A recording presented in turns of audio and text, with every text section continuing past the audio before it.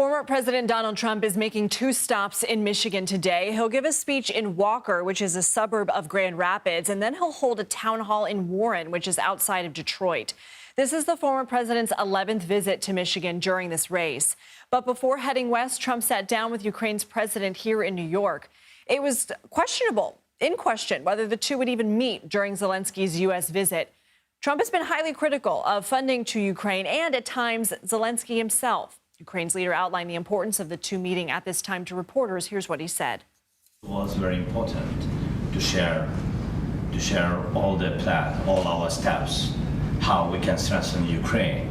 And of course, we have to decide it now, because after November, we don't know who is. Only Americans decide who will be the president.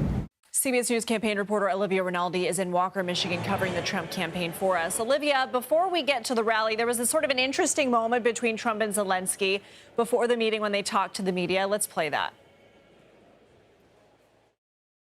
We have a very good relationship, and I also have a very good relationship, as you know, with President Putin. And I think if we win, I think we're going to get it resolved very quickly. I really think we're going to get it resolved. I hope we have more good relations. We're going to have. Oh, I see. So remind us why this relationship is on somewhat shaky ground. What did Trump and Zelenskyy discuss? Lindsay, they have an extremely fraught relationship going all the way back to 2019 in the first Trump administration. This goes back to that phone call Trump made to President Zelenskyy that was under investigation in the first impeachment trial, where he had pressured Zelenskyy into perhaps investigating, President Biden and some of his finances in Ukraine.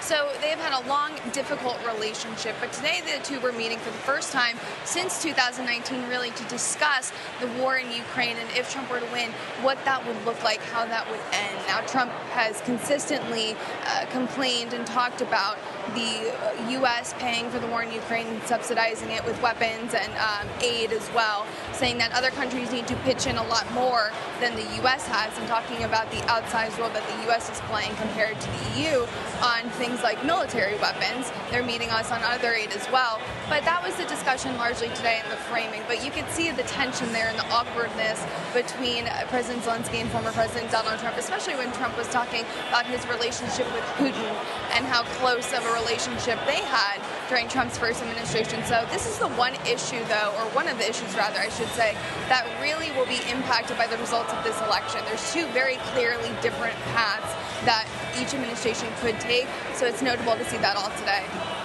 Okay, Olivia Rinaldi there, who signaled taking some hits as the former president is expected to give a speech in Walker, which is known as a purple county. Much more to come on that. Don't forget to join us on Tuesday for live coverage of the CBS News vice presidential debate, co-moderated by Norah O'Donnell and Margaret Brennan. We're going to have special coverage, starting with a special edition of America Decides at 4 p.m. Eastern right here on CBS News 24/7.